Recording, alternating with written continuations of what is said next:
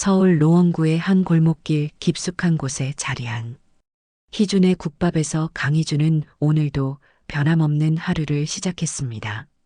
70이 넘은 나이에도 불구하고 그녀의 손놀림은 여전히 능숙했어요. 새벽 5시에 일어나는 것부터 시작해서 저녁 9시에 문을 닫을 때까지 45년간 반복해온 일상이 몸에 완전히 배어 있었습니다. 희주의 아침은 언제나 같은 순서로 진행되었습니다. 먼저 어제 밤부터 우려둔 사골 국물의 상태를 확인하고 새로 준비할 재료들을 정리했어요. 할아버지 때부터 내려온 비법 그대로 끓인 국물은 진하면서도 깔끔한 맛이 일품이었습니다. 김치를 썰고 밑반찬을 준비하는 동안 희주의 마음은 복잡했어요. 예전에는 이 시간이 하루 중 가장 설레는 순간이었는데 이제는 과연 오늘은 몇 명의 손님이 올까 하는 걱정이 앞섰습니다. 이 국밥집은 희주에게 단순한 생계수단이 아니었습니다. 25살에 이 동네로 시집와서 시어머니로부터 국밥 끓이는 법을 배웠고 남편과 함께 이 작은 가게를 일궈왔거든요. 두 아들을 키우면서도 국밥집을 통해 가게를 꾸려왔고 남편이 세상을 떠난 후에도 10년간 혼자 힘으로 이 자리를 지켜왔습니다. 벽에 걸린 낡은 사진들 속에는 젊은 시절의 희주와 남편, 그리고 어린 아들들의 모습이 고스란히 남아 있었어요. 하지만 현실은 녹록하지 않았습니다. 최근 몇 년 사이 손님 수가 급격히 줄어들면서 하루 매출이 10만 원도 안 되는 날이 허다했어요. 그나마도 단골 할머니 몇 분이 전부였고 젊은 손님들은 거의 찾아보기 힘들었습니다. 임대료는 매달 70만 원, 여기에 각종 공과금과 재료비까지 계산하면 적자가 나는 날이 더 많았습니다. 가족들의 압박은 날이 갈수록 심해졌습니다. 큰아들 성민이는 매주 전화할 때마다 같은 이야기를 반복했어요. 어머니, 언제까지 이렇게 하실 거예요? 몸도 힘드시고 돈도 안 되는데. 아직은 할 수 있어. 이 일이 내 전부야. 희주의 대답은 항상 같았습니다. 아들의 걱정을 모르는 건 아니었지만 이 국밥집을 포기한다는 것은 자신의 정체성을 포기하는 것과 같았거든요. 현실을 좀 보세요, 어머니. 요즘 누가 그런 작은 국밥집을 찾아요? 둘째 성준이도 형과 비슷한 생각이었습니다. 두 아들 모두 어머니가 편하게 지내길 바랐지만 희주에게는 편안함보다 의미가 더 중요했어요. 너희들은 몰라. 이 집의 할아버지, 할머니, 그리고 너희 아버지의 혼이 살아있다는 걸. 이런 대화를 할 때마다 희주는 마음이 무거워졌습니다. 아들들의 말이 틀린 건 아니었거든요. 경제적으로 보면 이미 한계를 넘어선 상황이었고 70이 넘은 나이에 이런 고된 일을 계속하는 것이 현명하지 않을 수도 있었습니다. 혼자 있을 때면 희주는 자주 과거를 회상했습니다. 신혼 시절 남편과 함께 새벽부터 밤까지 바쁘게 일했던 시절, 단골 손님들과 가족처럼 지내며 서로의 안부를 물었던 따뜻한 시절들이 생생하게 떠올랐어요. 특히 두 아들이 어렸을 때는 방과 후면 식당에 와서 숙제를 하곤 했는데 그때의 소란스럽고 행복했던 기억들이 지금의 적막함과 대조되어 더욱 그리웠습니다. 오후가 되면 희주는 빈 식당에 혼자 앉아 뜨개질을 하거나 설거지를 하며 시간을 보냈습니다. 가끔 동네 할머니 한 분이 들어와 국밥 한 그릇 드시고 가는 게 전부였어요. 그마저도 없는 날이면 하루 종일 혼자서 시간을 보내야 했습니다. 이런 적적함 속에서도 희주는 매일 정성스럽게 국밥을 끓였어요. 혹시나 손님이 올지도 모른다는 마음에서 말이죠. 저녁 무렵이 되면 희주는 남은 국물을 정리하며 하루를 마무리했습니다. 내일은 조금이라도 나아질까 하는 막연한 기대를 품으면서도 현실적으로는 별다른 변화를 기대하기 어렵다는 것을 알고 있었어요. 그래도 포기할 수는 없었습니다. 이 국밥집은 희주의 인생 그 자체였으니까요. 밤늦게 혼자 앉아 있으면 희주는 때때로 자문했습니다. 정말 언제까지 이렇게 버틸 수 있을까? 아들들 말대로 이제 그만둬야 하는 건 아닐까 하고 말이에요. 하지만 그럴 때마다 마음 깊은 곳에서 올라오는 목소리가 있었습니다. 아직은 안 된다고, 조금 더 버텨보라고 말하는 소리였어요. 건강은 예전만 못했지만 아직 일할 수 있는 기력은 남아 있었고, 무엇보다 이 일에 대한 자부심만은 꺾이지 않았습니다. 비록 손님은 줄었지만 여전히 정성스럽게 만든 국밥의 맛만큼은 타협하지 않았어요. 그것이 할머니로부터 이어받은 전통을 지키는 마지막 방법이라고 생각했습니다. 희주가 국밥을 끓이고 있는 동안 골목의 다른 상인들도 각자의 고민에 빠져 있었습니다. 맞은편 슈퍼마켓의 영숙이는 오늘도 텅 빈 매대를 바라보며 깊은 한숨을 쉬고 있었어요.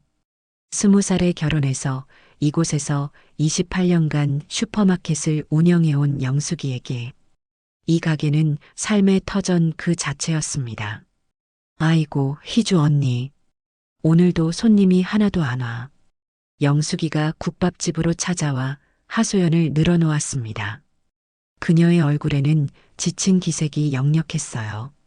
예전에는 하루 매출이 30만 원은 기본이었는데 요즘은 5만 원도 안 되는 날이 태반이었습니다. 골목 입구에 편의점이 들어오고 나서부터 완전히 망했어. 젊은 사람들은 다 그쪽으로 가고 우리한테는 할머니들만 가끔 오시잖아. 희주는 고개를 끄덕이며 영숙이의 말에 공감했습니다. 편의점은 24시간 운영하면서 다양한 상품을 저렴하게 팔고 있었어요. 게다가 깨끗하고 현대적인 시설까지 갖추고 있으니 작은 슈퍼마켓이 경쟁할 수 없었죠. 골목 중간쯤에 있던 김씨 할아버지의 구두 수선집은 이미 한 달 전에 문을 닫았습니다. 65년간 이 일을 해온 김씨 할아버지는 마지막 날 희주를 찾아와 작별 인사를 했어요. 희주야, 나는 이제 정말 끝이야. 요즘 사람들은 구두가 망가지면 새로 사지. 누가 수선을 하겠어. 하루 종일 앉아 있어도 손님이 하나도 안 와. 김씨 할아버지의 목소리에는 50년 세월의 무게가 담겨 있었습니다. 희주는 할아버지의 손을 잡으며 위로의 말을 건넸지만 현실을 바꿀 수는 없었죠. 그동안 고생 많으셨어요, 아저씨. 이 골목에서 제일 오래 계셨는데. 그러게 말이야. 처음에는 이 골목이 참 붐볐는데 이제는 유령마을 같아. 할아버지가 떠난 후 그 자리는 공허한 셔터만 남겨두고 있습니다. 바람이 불 때마다 덜그럭거리는 소리가 골목의 적막함을 더욱 부각시켰어요. 골목 끝쪽에 반찬 가게를 운영하던 박씨 아주머니도 비슷한 상황이었습니다. 53살의 박씨 아주머니는 20년간 정성껏 반찬을 만들어 팔아왔지만 대형마트의 반찬 코너와 경쟁하기에는 역부족이었어요. 희주 언니, 나도 이제 한계야. 마트에서 반찬을 훨씬 싸게 파는데 누가 우리 가게까지 와서 사겠어? 박씨 아주머니가 국밥집에 들러 하소연했습니다. 그녀가 직접 담근 김치와 정성스럽게 만든 나물. 반찬들은 맛으로는 마트 제품을 앞섰지만 가격 경쟁력에서 밀렸어요. 그래도 내 손맛은 따라올 데가 없잖아. 희주가 위로했지만 박씨 아주머니는 쓴웃음을 지었습니다. 손맛이 뭐 소용있어. 요즘은 저렴하고 편한 게 최고야. 우리 같은 건 시대에 뒤떨어진 거지. 이런 상황은 골목 전체에 만연해 있었습니다.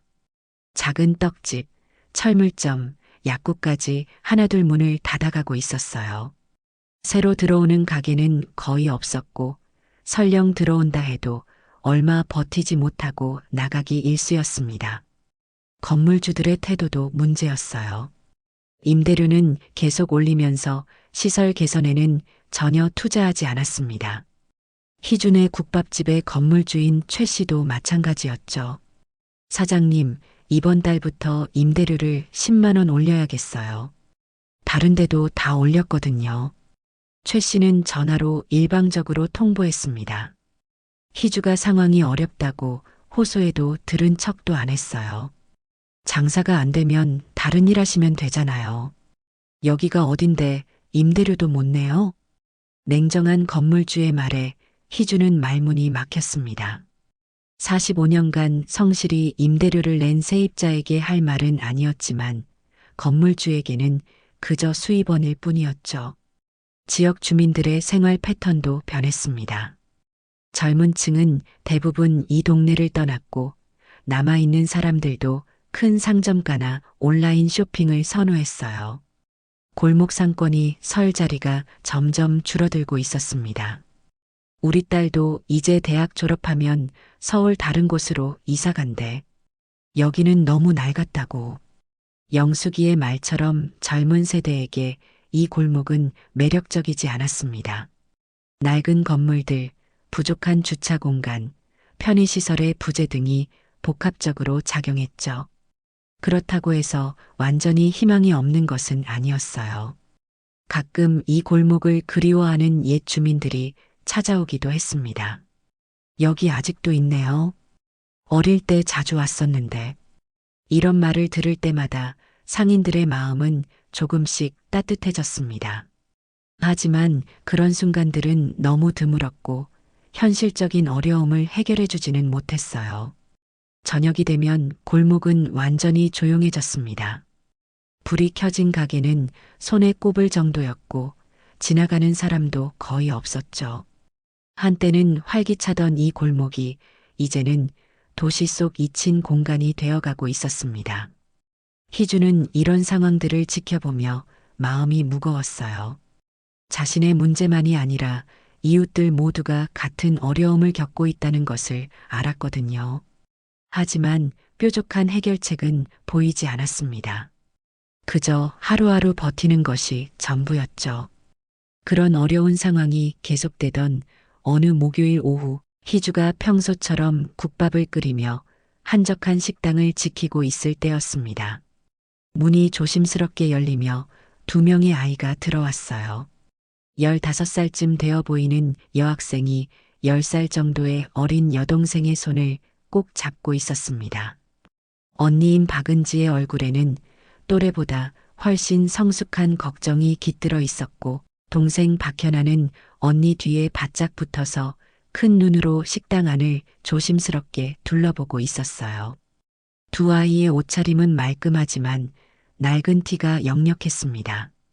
은지가 입고 있는 교복 치마는 색이 발해 있었고 현아의 운동화는 여러 번 빨아서 원래 색을 알아보기 힘들 정도였어요.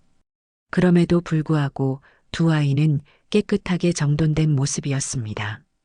은지가 동생을 얼마나 세심하게 챙기고 있는지 알 수 있었죠. 안녕하세요. 은지가 작지만 또렷한 목소리로 인사를 했습니다.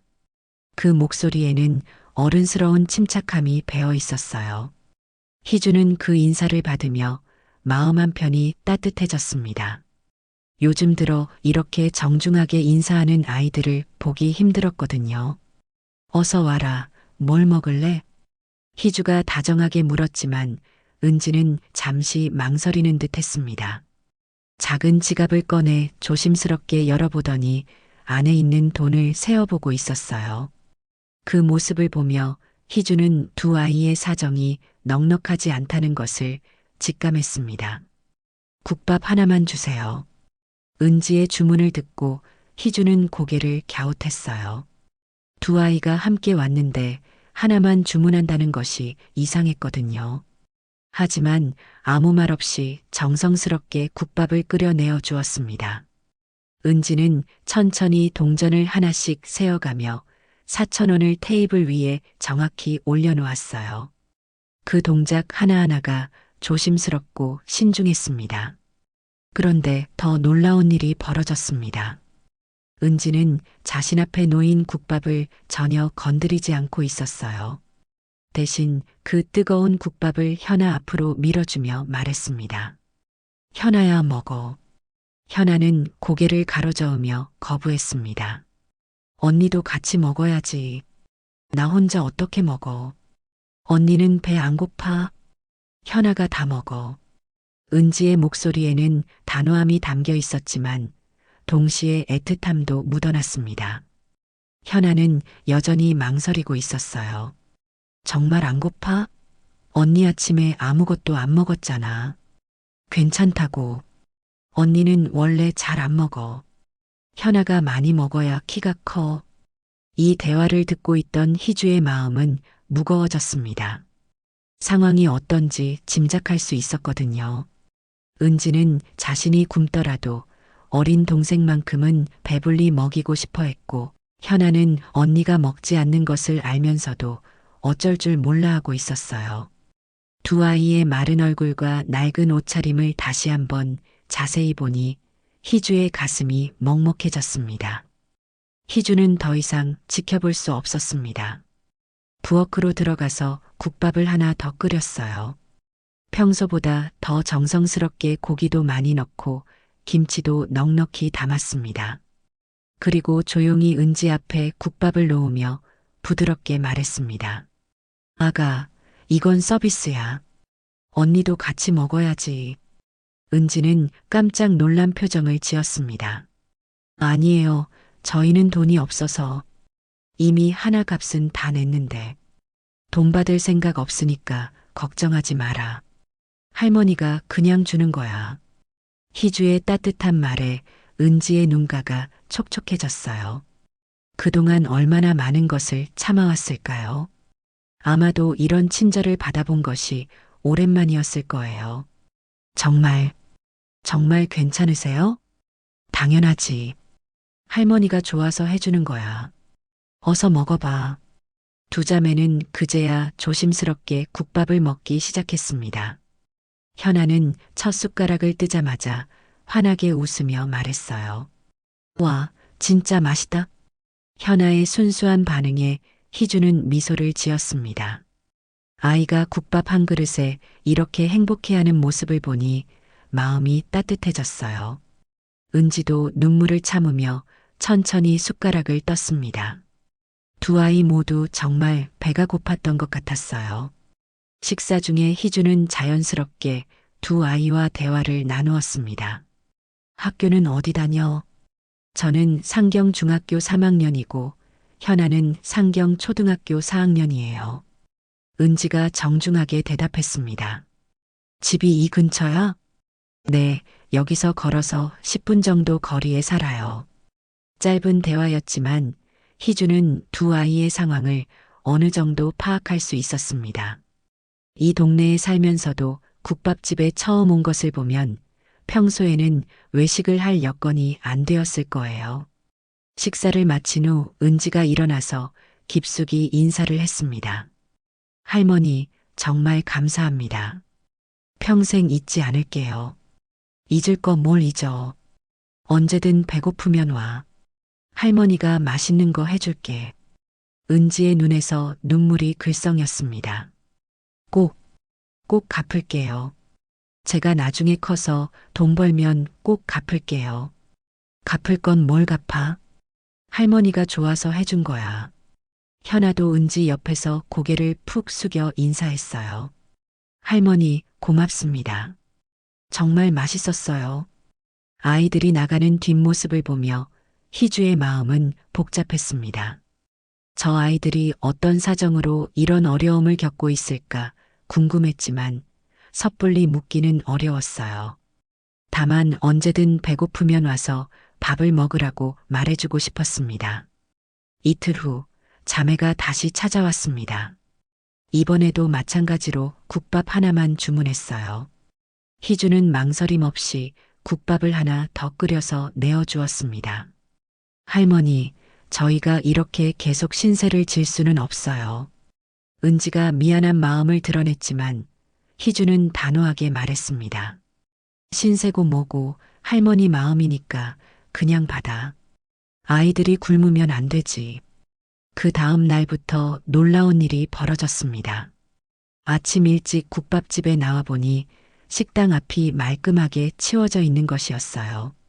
평소에 바닥에 굴러다니던 담배꽁초와 각종 쓰레기들이 깨끗하게 사라져 있었고 식당 앞 바닥도 물걸레질까지 되어 있었습니다. 희주는 누가 이런 일을 했는지 궁금했습니다. 며칠 동안 같은 일이 반복되자 희주는 일찍 나와서 확인해 보기로 했어요. 새벽 6시쯤 조심스럽게 나와보니 은지와 현아가 빗자루와 쓰레기 봉투를 들고 열심히 청소를 하고 있었습니다.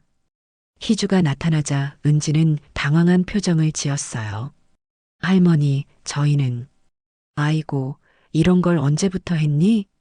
할머니께서 저희에게 너무 잘해주셔서요.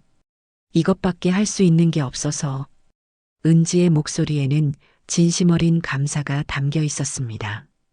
현아도 작은 손으로 열심히 쓰레기를 줍고 있었어요. 그만해, 그만해. 이런 건 할머니가 할 일이야. 아니에요. 저희가 하고 싶어서 하는 거예요. 할머니 은혜를 조금이라도 갚고 싶어요. 은지의 단호한 대답에 희주는 더 이상 말릴 수 없었습니다.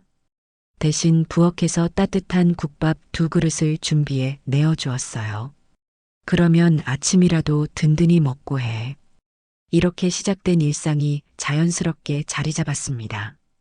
자매는 매일 아침 일찍 와서 식당 앞과 주변 골목을 청소했고 희주는 언제나 따뜻한 아침 식사로 두 아이를 맞이했어요. 처음에는 식당 바로 앞만 치우던 자매가 점차 골목 전체로 청소 범위를 넓혀갔습니다. 자매가 시작한 작은 변화는 골목 전체에 서서히 스며들기 시작했습니다. 매일 아침 은지와 현아가 정성스럽게 치운 거리는 점점 더 깨끗해져 갔고 그 변화를 지켜보는 사람들의 마음에도 미묘한 변화가 일어나고 있었습니다. 희주는 두 아이의 성실함에 감동하면서도 이렇게 어린 나이에 이런 일을 해야 하는 현실이 안타까워 마음이 복잡했습니다. 처음 며칠 동안 희주는 자매의 청소를 말리려고 했습니다. 아이들이 이런 일까지 할 필요는 없다고 생각했거든요. 하지만 은지의 의지는 생각보다 확고했습니다.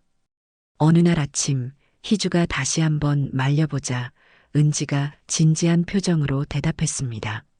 할머니, 저희가 이렇게라도 하지 않으면 마음이 너무 무거워요. 할머니께서 베풀어 주신 은혜를 그냥 받기만 할 수는 없거든요. 현아도 언니 옆에서 고개를 끄덕이며 말했습니다. 맞아요, 할머니. 우리가 청소하면 골목이 예뻐져요. 그러면 더 많은 사람들이 올 것 같아요. 10살 아이의 순수한 생각에 희주는 더 이상 말릴 수 없었습니다. 오히려 현아의 말이 맞다는 생각이 들었어요. 실제로 골목이 깨끗해지면서 지나가는 사람들의 발걸음이 조금씩 느려지고 있었거든요. 자매의 청소는 체계적이었습니다. 은지는 빗자루로 큰 쓰레기를 쓸어 담고 현아는 작은 휴지 조각이나 담배꽁초 같은 것들을 주워 담았어요. 그 다음에는 물걸레로 바닥을 닦고 마지막에는 식당 앞 화분에 물을 주기까지 했습니다. 전체 과정이 1시간 정도 걸렸는데 두 아이는 한 번도 지친 기색을 보이지 않았어요. 이런 모습을 지켜본 맞은편 슈퍼마켓의 영숙이가 어느 날 희주에게 물어왔습니다. 희주 언니, 요즘 골목이 참 깨끗해졌네. 누가 청소하는 거야? 희주는 자매의 일을 자세히 말하지는 않고 그냥 동네 아이들이 도와주고 있어 라고만 답했습니다. 아이들의 사생활을 보호하고 싶었거든요. 그래, 정말 기특한 아이들이네. 우리 골목이 이렇게 깨끗해진 게 언제적인지 모르겠어. 영숙이의 말처럼 골목의 변화는 뚜렷했습니다. 예전에는 바람이 불면 각종 쓰레기들이 날려다니곤 했는데 이제는 그런 모습을 찾아보기 힘들었어요. 골목 바닥도 깨끗하게 유지되고 있었고 건물 벽면에 무작정 붙여진 전단지들도 정리되어 있었습니다. 변화는 청소에서 그치지 않았습니다. 자매가 식당 앞 화분을 정성스럽게 가꾸기 시작하자 희주도 덩달아 식당 외관에 신경을 쓰게 되었어요. 오래된 간판을 깨끗하게 닦고 출입문도 새로 칠했습니다. 작은 변화였지만 식당이 훨씬 깔끔해 보였어요. 골목을 지나가는 사람들의 반응도 달라졌습니다. 예전에는 서둘러 지나가기만 했던 사람들이 이제는 주변을 둘러보며 천천히 걷기 시작했어요. 어떤 사람들은 깨끗해진 골목을 신기해하며 사진을 찍기도 했습니다. 여기 원래 이렇게 깨끗했나? 지나가던 중년 남성이 동행자에게 물어보는 소리를 희주가 들었습니다. 그 말을 듣고 희주는 뿌듯한 마음이 들었어요. 자매의 작은 노력이 이런 변화를 만들어낸 것이 신기했습니다. 자매의 청소 범위도 점차 넓어졌습니다. 처음에는 국밥집 앞만 치우던 것이 점점 양력 가게까지, 그리고 골목 전체로 확장되었어요. 현아는 이 과정을 즐거워했습니다. 언니, 오늘은 저기 모퉁이까지 치워보자. 그래, 우리 골목을 서울에서 제일 깨끗한 골목으로 만들어보자. 두 아이의 대화를 들으며 희주는 미소를 지었습니다. 아이들이 이 골목을 자신들의 터전으로 여기고 있다는 것이 느껴졌어요. 영숙이도 자매의 영향을 받아 자신의 슈퍼마켓 앞을 더 깨끗하게 관리하기 시작했습니다. 저 아이들을 보니까 부끄러워지네. 나도 우리 가게 앞 좀 더 신경 써야겠어. 영숙이가 희주에게 말했듯이 자매의 행동은 주변 상인들에게도 자극이 되었습니다. 각자 자신의 가게 앞을 더 정성스럽게 관리하기 시작했고 골목 전체의 분위기가 서서히 바뀌어 갔어요. 한편 희주는 자매에게 더 많은 관심을 가지게 되었습니다. 두 아이가 어떤 환경에서 살고 있는지, 부모님은 어떤 분들인지 궁금했지만 직접 묻기는 어려웠어요. 대신 자연스러운 대화를 통해 조금씩 알아가려고 했습니다. 현아야, 집에서 아침은 먹고 오는 거니? 아니요, 집에서는 시간이 없어서 잘 못 먹어요.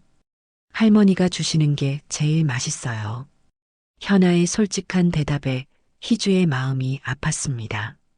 아이들이 제대로 된 아침을 먹지 못하고 있다는 것을 알 수 있었거든요. 그럼 앞으로 매일 할머니한테 와서 아침 먹어. 알겠지? 정말요? 매일 와도 돼요? 현아의 눈이 반짝였습니다. 은지도 고마워하는 표정을 지었어요. 할머니, 정말 감사해요. 저희가 어떻게 이 은혜를 갚을 수 있을까요? 갚을 건 뭘 갚아?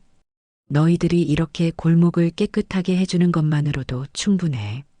이렇게 해서 자매와 희주의 관계는 더욱 깊어졌습니다. 매일 아침 함께하는 식사 시간은 세 사람 모두에게 소중한 시간이 되었어요. 희주는 오랫동안 느끼지 못했던 가족 같은 따뜻함을 느꼈고, 자매는 안정적인 아침 식사와 함께 어른의 보살핌을 받을 수 있었습니다. 골목의 변화는 계속되었습니다. 깨끗해진 환경 덕분에 가끔씩 새로운 손님들이 국밥집을 찾아오기 시작했어요. 많지는 않았지만 예전에 비하면 확실한 변화였습니다. 희주는 이런 변화가 모두 자매의 작은 노력에서 시작되었다는 것을 알고 있었고 두 아이에 대한 고마움이 더욱 커져갔습니다. 어느 날 오후 희주는 창밖으로 골목을 바라보며 생각에 잠겼습니다. 몇 주 전만 해도 절망적으로 보였던 이 골목이 이제는 조금씩 생기를 되찾고 있었어요. 작은 변화였지만 분명히 희망의 싹이 트고 있었습니다. 그 모든 변화의 중심에는 두 아이의 순수한 마음과 성실한 노력이 있었습니다. 자매가 골목을 가꾸기 시작한 지 한 달이 지나자 예상하지 못했던 변화가 일어났습니다. 오랫동안 이 골목을 떠났던 옛 단골 손님 중 한 명이 돌아온 것이었어요. 30대 후반의 직장인 이도연은 과거 이 근처에서 근무할 때 희준의 국밥집의 단골이었습니다. 2달간의 해외 출장을 마치고 돌아온 그는 우연히 이 골목을 지나가다가 놀라운 변화를 발견했습니다. 이도현이 골목에 들어서자마자 느낀 것은 전과는 완전히 다른 분위기였습니다. 예전에 기억하던 을씨년스럽고 어수선했던 골목이 아니라 깔끔하게 정돈되고 생기가 도는 공간으로 변해 있었어요.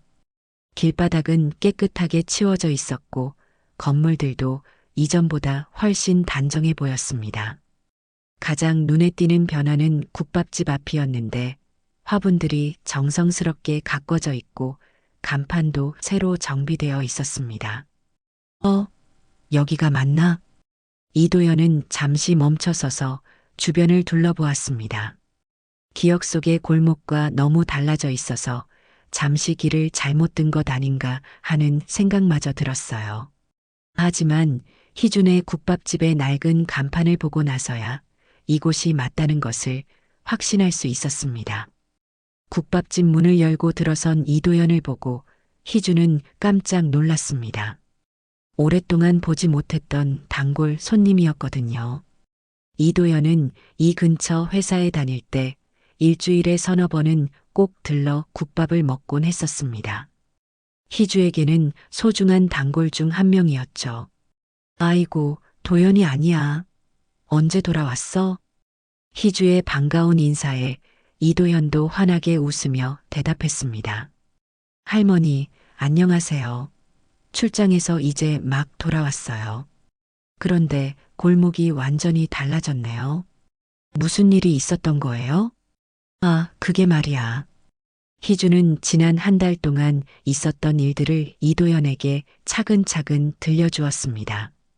어려운 상황에 처한 자매를 만나게 된 이야기부터 시작해서 두 아이가 어떻게 매일 골목을 청소하고 있는지, 그리고 그 덕분에 골목이 어떻게 변화하고 있는지를 상세하게 설명했어요.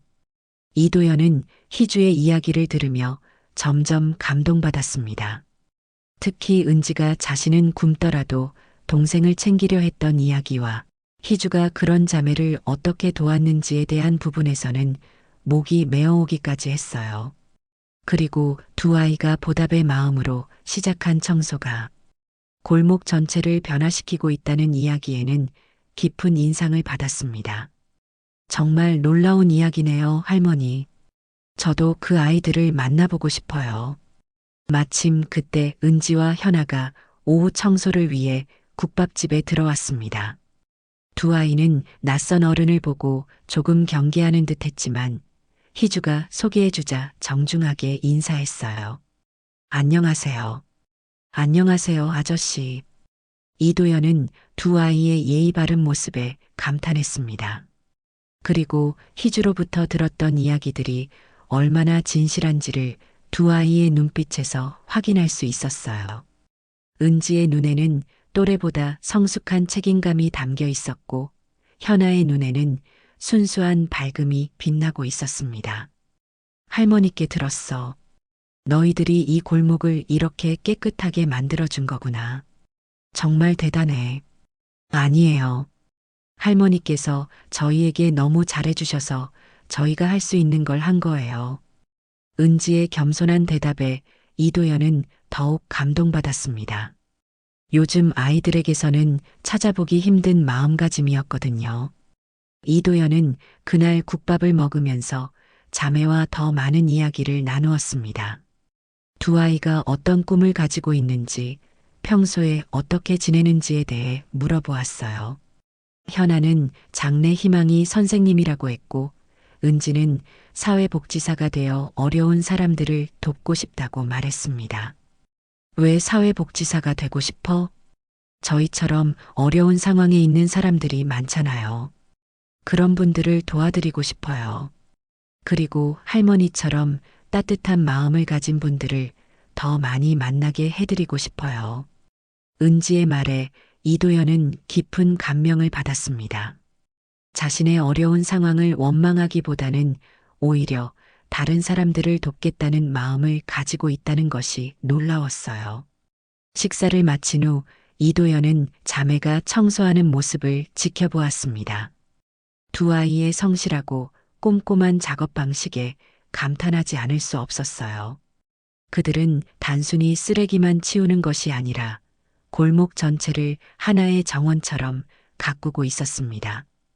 그날 저녁 집에 돌아간 이도연은 오늘 경험한 일들을 곰곰이 생각해 보았습니다. 삭막한 도시 생활에 지쳐있던 자신에게 오늘의 만남은 큰 충격이자 감동이었어요. 특히 어려운 상황에서도 남을 위해 희생하는 자매의 모습과 그런 아이들을 따뜻하게 품어주는 희주의 마음이 깊은 인상을 남겼습니다. 이도연은 평소 소셜미디어를 자주 이용하는 편이었습니다. 주로 일상적인 내용들을 공유했는데 오늘만큼은 특별한 이야기를 써보고 싶었어요. 그는 신중하게 키보드를 두드리기 시작했습니다. 오늘 오랜만에 들른 국밥집에서 정말 특별한 사람들을 만났습니다. 어려운 상황에서도 서로를 돌보는 자매와 그런 아이들을 가족처럼 품어주는 할머니의 이야기입니다. 이도연은 개인적인 감정을 배제하고 최대한 객관적으로 상황을 서술했습니다. 자매의 어려운 처지나 희주의 선행을 과장하지 않고 있었던 일들을 사실 그대로 전달하려고 노력했어요. 그럼에도 불구하고 그의 글에는 진심이 담겨 있었고 읽는 사람들의 마음을 움직이기에 충분했습니다. 이런 가게야말로 우리가 지켜야 할 곳이 아닐까요? 음식 맛도 좋고 더 중요한 것은 이곳에는 진짜 따뜻함이 있습니다. 글을 다 쓴 후 이도연은 잠시 망설였습니다. 혹시 이런 글이 자매나 희주에게 부담이 되지 않을까 걱정되었거든요. 하지만 이런 아름다운 이야기는 더 많은 사람들에게 알려져야 한다는 생각이 더 강했습니다. 그는 최종적으로 글을 게시하기로 결정했습니다. 글을 올린 후 이도연은 큰 기대는 하지 않았습니다. 평소 자신의 게시물에는 지인들의 가벼운 반응 정도만 있었거든요. 하지만 이번에는 달랐습니다. 몇 시간 후 확인해 보니 예상보다 훨씬 많은 사람들이 글을 보고 있었고 댓글도 많이 달려 있었어요. 사람들의 반응은 뜨거웠습니다. 많은 이들이 자매와 희주의 이야기에 감동받았고 이런 곳을 직접 가서 응원하고 싶다는 의견들이 쏟아져 나왔습니다. 이도연은 이런 반응을 보며 뿌듯함을 느꼈어요. 자신의 작은 행동이 뜻하지 않게 큰 파장을 불러일으키고 있었거든요. 이도연의 소셜미디어 게시물이 온라인상에서 빠르게 확산되기 시작했습니다. 처음에는 그의 지인들 사이에서만 공유되던 글이 점차 더 넓은 범위로 퍼져나갔습니다.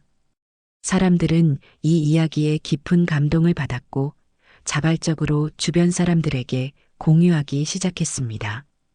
특히 어려운 상황에서도 서로를 돌보는 자매의 이야기와 그들을 따뜻하게 품어준 희주의 마음이 많은 이들의 공감을 불러일으켰습니다. 글이 확산되면서 사람들의 반응은 단순한 감동을 넘어서 구체적인 행동 의지로 나타났습니다. 댓글창에는 이런 가게를 직접 가서 응원하고 싶다, 정말 의미 있는 소비를 하고 싶다는 의견들이 줄을 이었습니다. 이른바 돈줄이라고 불리는 현상의 시작이었습니다. 사람들은 단순히 동정심에서가 아니라 진정한 가치가 있는 곳을 응원하고 싶다는 마음으로 움직이고 있었습니다. 이런 온라인상의 움직임이 현실로 이어지는 데는 그리 오랜 시간이 걸리지 않았습니다. 글이 올라간 지 이틀 만에 첫 번째 방문자들이 나타났습니다. 서울 강남에서 일하는 직장인 몇 명이 점심시간을 이용해 희준의 국밥집을 찾아온 것이었습니다. 이들은 이도연의 글을 보고 직접 확인해 보고 싶어서 왔다고 말했습니다. 희준은 갑자기 늘어난 손님들을 보고 당황했습니다. 평소에는 하루에 몇 명 안 되던 손님이 갑자기 10여 명씩 몰려오기 시작했거든요. 하지만 당황한 것도 잠시, 희준은 평생 해온 대로 정성스럽게 국밥을 끓여 손님들을 맞이했습니다. 할머니, 인터넷에서 보고 왔는데요. 정말 따뜻한 이야기더라고요. 그런 이야기가 인터넷에 나왔다고요? 희주는 이도연이 글을 올린 사실을 전혀 모르고 있었습니다. 손님들이 설명해주고 나서야 상황을 이해할 수 있었어요. 처음에는 자신과 자매의 이야기가 이렇게 널리 알려진 것이 부담스럽기도 했지만 사람들의 진심 어린 반응을 보며 마음이 따뜻해졌습니다. 손님들은 단순히 국밥을 먹고 가는 것이 아니었습니다. 많은 이들이 희주와 대화를 나누며 자매에 대해 궁금해했고 이 골목의 변화 과정에 대해서도 관심을 보였습니다. 어떤 손님들은 은지와 현아가 청소하는 모습을 직접 보고 싶어 하기도 했어요. 은지와 현아도 처음에는 갑작스러운 관심에 당황했습니다. 평소보다 훨씬 많은 사람들이 자신들을 지켜보고 있다는 것이 부담스러웠거든요. 하지만 사람들이 진심으로 응원하고 격려해 주는 것을 느끼면서 점차 마음을 열기 시작했습니다. 언니, 할머니 가게에 손님이 많이 오네. 현아가 신기해하며 말했습니다. 은지도 뿌듯한 표정을 지었어요. 정말 다행이야. 할머니께서 저렇게 기뻐하시는 모습을 본 게 언제적인지 모르겠어. 실제로 희주는 오랜만에 활기를 되찾은 모습이었습니다. 손님들로 북적이는 식당을 보며 옛날 생각이 났다고 했어요. 남편이 살아있을 때 이 정도로 바빴던 시절 말이죠. 온라인에서의 화제는 계속 확산되었습니다. 이도연의 원래 게시물뿐만 아니라 실제로 국밥집을 방문한 사람들이 올린 후기들도 많은 관심을 받았습니다. 사람들은 희주의 정성스러운 국밥 맛에 대해서도 좋은 평가를 남겼지만 무엇보다 이곳에서 느낄 수 있는 따뜻한 분위기와 진정성에 대해 많이 언급했습니다. 이런 상황을 지켜본 지역의 다른 사업자들도 움직이기 시작했습니다. 인근에서 인테리어 업체를 운영하는 김 사장이 희주를 찾아온 것이 그 시작이었습니다. 김 사장은 온라인에서 이 이야기를 접하고 깊은 감동을 받았다고 말했습니다. 할머니, 저도 이 동네에서 장사하는 사람으로서 뭔가 도움을 드리고 싶어요. 식당 인테리어를 무료로 해드릴까 해서요. 희주는 이런 제안이 부담스럽다고 했지만 김 사장은 이것이 단순한 동정이 아니라 진정한 가치를 응원하고 싶다는 마음에서 나온 것이라고 설명했습니다. 그는 자신도 어려운 시절이 있었는데 그때 주변 사람들의 도움으로 지금까지 올 수 있었다고 말했습니다. 식자재를 공급하는 업체들도 연락을 해왔습니다. 이들은 희주에게 더 좋은 조건으로 재료를 공급하겠다고 제안했어요. 어떤 업체는 아예 원가 이하로 공급하겠다고 했습니다. 이런 제안들은 모두 온라인에서 이 이야기를 접하고 감동받은 사업자들이 자발적으로 나선 것이었습니다. 가장 놀라운 제안은 건물주로부터 왔습니다. 그동안 임대료 인상만을 요구하던 최 씨가 갑자기 희주를 찾아와 임대료를 오히려 낮춰주겠다고 말한 것이었습니다. 최 씨도 온라인에서 이 이야기를 보고 많은 생각을 하게 되었다고 했어요. 사장님, 그동안 제가 너무 매정했네요. 앞으로는 임대료 걱정 없이 장사하세요. 이런 변화들을 지켜본 희주는 믿기지 않는다는 표정이었습니다. 며칠 전까지만 해도 폐업을 고민했던 상황에서 갑자기 이런 일들이 벌어지고 있었거든요. 모든 것이 꿈 같아서 현실감이 들지 않을 정도였습니다. 은지와 현아도 이런 변화를 신기해했습니다. 자신들의 작은 행동이 이렇게 큰 파장을 불러일으킬 줄은 꿈에도 생각하지 못했거든요. 하지만 두 아이는 여전히 겸손한 마음을 잃지 않았습니다. 우리가 한 건 별로 없는데 사람들이 너무 좋게 봐주시는 것 같아. 은지가 말했지만 희주는 그렇지 않다고 답했습니다. 너희들이 한 일이 얼마나 대단한 건지 모르는구나. 요즘 같은 세상에 너희 같은 마음을 가진 아이들이 얼마나 되겠니?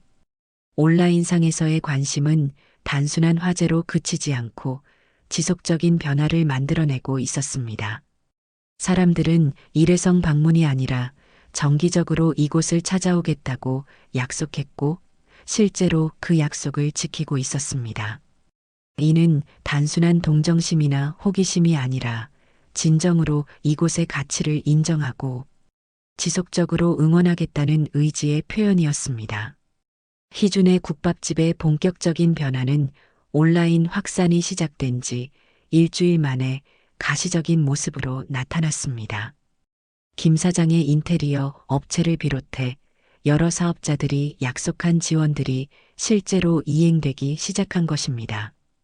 희준은 이런 급격한 변화에 당황하면서도 감사한 마음을 감출 수 없었습니다. 45년간 이 자리를 지켜오면서 이런 경험은 처음이었거든요.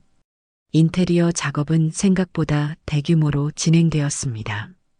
김 사장은 단순한 보수에 그치지 않고 식당 전체의 분위기를 새롭게 바꿔주었어요. 낡고 어두웠던 내부는 밝고 깔끔하게 변했고 오래된 테이블과 의자들도 모두 새 것으로 교체되었습니다. 하지만 김 사장은 희주의 요청에 따라 옛 정치는 그대로 살려두었어요. 할아버지 때부터 걸려있던 액자나 오래된 메뉴판 같은 것들은 소중하게 보존했습니다. 할머니, 이 가게의 역사와 전통은 그대로 두는 게 좋을 것 같아요. 그게 이곳만의 특별함이니까요. 김 사장의 말처럼 세단장된 국밥집은 현대적인 편리함과 전통적인 정취가 조화롭게 어우러진 공간이 되었습니다. 희주는 이런 변화를 보며 눈물을 글썽이기도 했어요. 남편과 함께 꿈꿔왔지만 경제적 여건상 실현하지 못했던 일들이 이렇게 현실이 되고 있었거든요. 식자재 공급업체들의 지원도 구체적으로 시작되었습니다. 사골과 각종 야채를 공급하는 업체에서는 최상급 재료를 기존 가격의 절반에 공급해주기로 했고, 김치와 반찬 재료를 다루는 또 다른 업체에서는 아예 원가로 공급해주겠다고 나섰습니다. 이런 지원 덕분에 희주는 재료비 걱정 없이 더욱 정성스럽게 국밥을 끓일 수 있게 되었어요. 이제야 마음 놓고 손님들께 최고의 맛을 드릴 수 있겠네요. 희주는 새로운 재료들을 보며 기뻐했습니다. 특히 더 좋은 사고를 사용할 수 있게 되어 국물 맛이 한층 더 깊어졌다고 자부했어요. 손님들도 이런 변화를 즉시 알아차렸습니다. 건물주 최 씨의 태도 변화는 더욱 극적이었습니다. 그는 임대료를 기존의 70만 원에서 50만 원으로 낮춰주었을 뿐만 아니라 건물 전체의 시설 개선에도 투자하기 시작했어요. 오래된 화장실을 새로 단장하고 건물 외벽도 깨끗하게 도색했습니다. 심지어 주차 공간까지 새로 정비해 주었죠. 사장님, 저도 이 동네에서 오랫동안 건물을 소유해 왔는데 이제야 제대로 된 투자를 하는 것 같아요. 앞으로 이 골목이 더 좋아질 거예요. 최 씨의 변한 모습을 보며 희주는 사람의 마음이란 참으로 신기한 것이라고 생각했습니다. 그동안 냉정하기만 했던 건물주가 이렇게 따뜻한 마음을 보여주다니 믿기지 않을 정도였어요. 이런 변화들이 진행되는 동안 은지와 현아는 여전히 매일 아침 골목 청소를 계속했습니다. 더 많은 사람들의 관심을 받게 되었지만 두 아이는 초심을 잃지 않았어요. 오히려 더 많은 손님들이 오는 만큼 더욱 깨끗하게 관리해야 한다는 책임감을 느꼈습니다. 언니, 우리가 청소를 게을리하면 할머니께 누가 될 수도 있어. 현아의 말에 은지도 고개를 끄덕였습니다. 맞아. 처음 마음 그대로 계속 열심히 하자. 두 아이의 성실함은 변함이 없었지만 주변 환경은 확실히 달라졌습니다. 예전에는 자매 혼자서 골목 전체를 청소해야 했는데 이제는 다른 상인들도 적극적으로 협력하기 시작했거든요. 맞은편 슈퍼마켓의 영숙이는 물론이고 새로 들어온 가게들도 각자 앞을 깨끗하게 관리했습니다. 국밥집의 재오픈 날은 정말 특별했습니다. 새 단장을 마친 식당을 공개하는 날에는 예상보다 훨씬 많은 사람들이 몰려들었어요. 온라인에서 이 이야기를 접했던 사람들뿐만 아니라 언론에서도 관심을 보이기 시작했습니다. 지역 방송국에서 취재진이 나와 희주와 자매를 인터뷰하기도 했죠. 이런 일이 제 인생에 일어날 줄은 꿈에도 몰랐어요. 모든 게 꿈 같아요. 희주는 카메라 앞에서 감격스러워했습니다. 은지와 현아도 처음에는 어색해했지만 점차 자신들의 이야기를 담담하게 들려주었어요. 재오픈 첫날부터 국밥집은 손님들로 가득 찼습니다.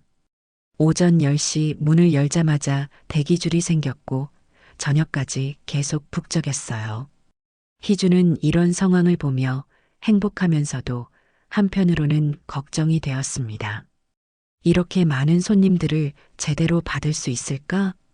하지만 그런 걱정은 기우였습니다. 손님들은 줄을 서서 기다리는 것도 마다하지 않았고 오히려 이런 분위기를 즐기는 듯 했어요. 많은 사람들이 단순히 국밥을 먹으러 온 것이 아니라 이곳의 특별한 이야기와 분위기를 경험하러 온 것이었습니다. 골목 전체의 변화도 놀라웠습니다. 국밥집에 몰리는 사람들 덕분에 주변 상가들에도 활기가 돌기 시작했어요. 영숙이의 슈퍼마켓은 물론이고 문을 닫았던 몇몇 가게들이 다시 영업을 재개했습니다. 새로운 가게들도 하나둘 들어오기 시작했죠.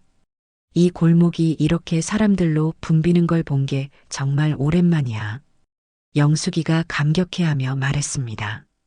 그녀의 슈퍼마켓도 예전보다 훨씬 많은 손님들이 찾아오고 있었어요. 저녁이 되면 골목은 완전히 다른 모습이었습니다. 예전에는 을씨년스럽고 적막했던 이곳이 이제는 활기찬 상가로 변해 있었어요. 불이 켜진 가게들이 늘어났고 사람들의 웃음소리와 대화소리가 골목 전체를 가득 채웠습니다. 희주는 이 모든 변화를 바라보며 감개무량했습니다. 며칠 전까지만 해도 폐업을 진지하게 고민했던 자신이 지금은 이렇게 많은 손님들을 맞이하고 있다니 정말 인생이 예측 불가능하다는 생각이 들었어요. 그리고 이 모든 변화의 시작이 두 아이의 순수한 마음이었다는 것이 더욱 감동적이었습니다. 국밥집이 새롭게 단장되고 골목 전체가 활기를 되찾은 지 한 달이 지나자 이제 이곳은 완전히 다른 공간으로 자리 잡았습니다.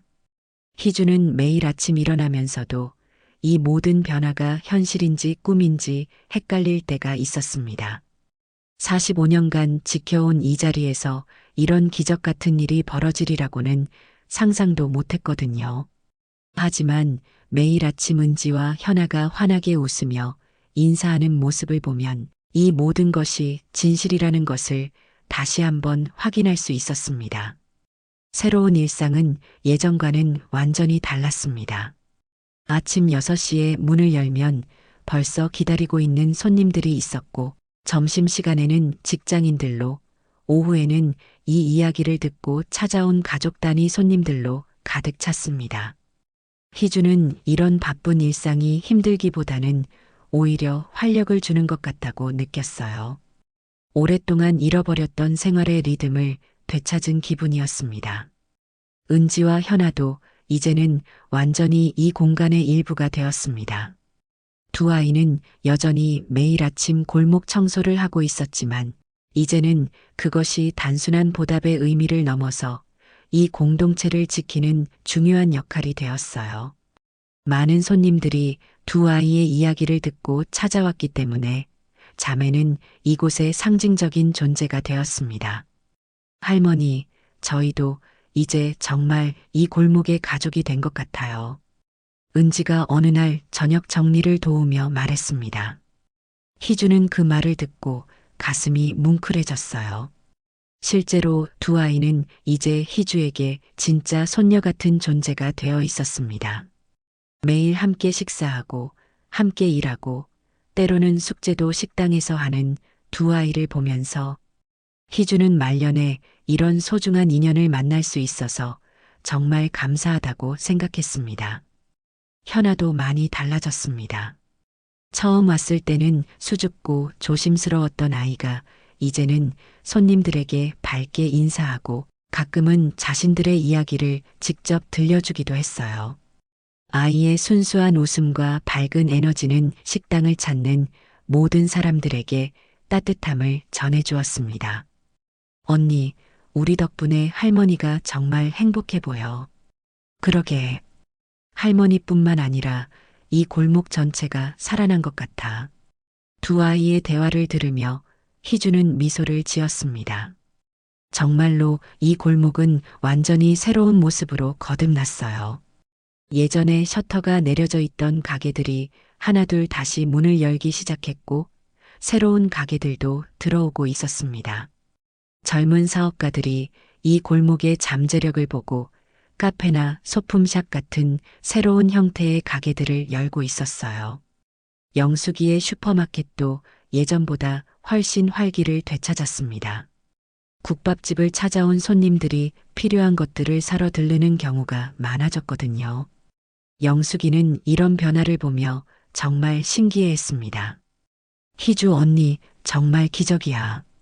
몇 달 전만 해도 이 골목이 완전히 죽을 것 같았는데 이제는 옛날보다 더 활기차네. 그러게 말이야. 모든 게 우리 은지, 현아 덕분이야. 희주가 대답하자 영숙이도 고개를 끄덕였습니다. 실제로 이 모든 변화의 시작점은 두 아이의 순수한 마음이었고 그것이 희주의 따뜻함과 만나면서 기적 같은 일들이 연쇄적으로 일어난 것이었습니다. 골목을 찾는 사람들의 이야기도 다양했습니다. 어떤 이들은 단순히 맛있는 국밥을 먹으러 왔다가 이곳의 특별한 분위기에 매료되어 단골이 되었고 또 어떤 이들은 자매의 이야기에 감동받아서 자신의 자녀들과 함께 와서 교육적인 시간을 보내기도 했습니다. 특히 부모들은 은지와 현아의 이야기를 통해 아이들에게 나눔과 배려의 소중함을 가르치고 싶어 했어요. 우리 아이들도 저 언니들처럼 착하게 자랐으면 좋겠어요. 한 어머니가 희주에게 말했습니다. 이런 말을 들을 때마다 희주는 은지와 현아가 단순히 도움을 받는 아이들이 아니라 많은 사람들에게 감동과 교훈을 주는 소중한 존재라는 것을 다시 한번 깨달았습니다. 언론의 관심도 계속되었습니다. 지역 신문에서는 이 골목의 변화 과정을 연재 기사로 다뤘고 몇 개의 방송국에서도 후속 취재를 진행했어요. 하지만 희주와 자매는 이런 관심에 휘둘리지 않고 자신들의 본래 모습을 유지하려고 노력했습니다. 가장 중요한 변화는 이 모든 것이 일시적인 화제가 아니라 지속 가능한 공동체로 자리 잡고 있다는 점이었습니다. 처음에는 호기심으로 찾아왔던 사람들이 정기적인 단골이 되었고 이 골목을 자신들의 특별한 장소로 여기기 시작했어요. 그들은 단순한 소비자가 아니라 이 공동체의 일원이 되어 함께 이 공간을 가꿔나가고 있었습니다. 어느 날 저녁 하루 일과를 마치고 세 사람이 함께 앉아 저녁을 먹고 있을 때 희주가 감회에 젖어 말했습니다. 정말 신기한 일이야. 국밥 한 그릇에서 시작된 일이 이렇게 큰 변화를 만들어내다니. 은지가 고개를 들며 대답했습니다. 할머니께서 저희를 따뜻하게 대해주지 않으셨다면 이런 일은 일어나지 않았을 거예요. 모든 건 할머니의 따뜻한 마음에서 시작된 거예요. 현아도 옆에서 거들었습니다. 맞아요, 할머니. 할머니가 저희에게 국밥을 주셨을 때 정말 감동받았어요. 그래서 우리도 뭔가 해드리고 싶었던 거예요. 이런 대화를 나누며 세 사람은 지난 몇 달간의 변화를 돌아보았습니다.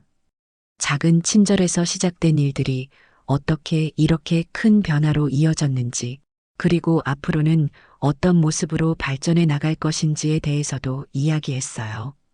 밤이 깊어가면서 골목도 조용해졌지만 예전의 적막한 분위기와는 달랐습니다. 이제 이곳은 다음 날을 기다리는 활기찬 에너지로 가득한 공간이 되었어요. 희주는 창문을 통해 골목을 바라보며 마음속으로 중얼거렸습니다. 국밥 한 그릇이 사람도 살리고 골목도 살렸구먼. 이제 희준의 국밥집은 단순한 식당이 아니라 지역 공동체의 중심이 되었습니다. 사람들은 이곳에서 맛있는 음식을 먹을 뿐만 아니라 따뜻한 인간관계와 진정한 나눔의 가치를 경험했어요. 은지와 현아는 계속해서 이곳에서 성장하며 더 많은 사람들에게 감동을 주는 존재가 되었고, 희주는 인생의 마지막 단계에서 가장 소중한 보람을 찾을 수 있었습니다. 작은 친절이 만들어낸 기적적인 변화는 이제 하나의 전설이 되어 많은 사람들에게 회자되고 있습니다. 그리고 이 이야기는 앞으로도 계속될 것입니다. 희주와 은지, 현아가 함께 만들어가는 따뜻한 이야기 말이에요. 긴 사연 시청해 주셔서 감사합니다. 영상이 마음에 드셨다면 구독과 좋아요, 응원 부탁드립니다. 사연을 읽어드렸던 사연 한 잔이었습니다. 끝까지 시청해 주신 모든 분들 고맙습니다.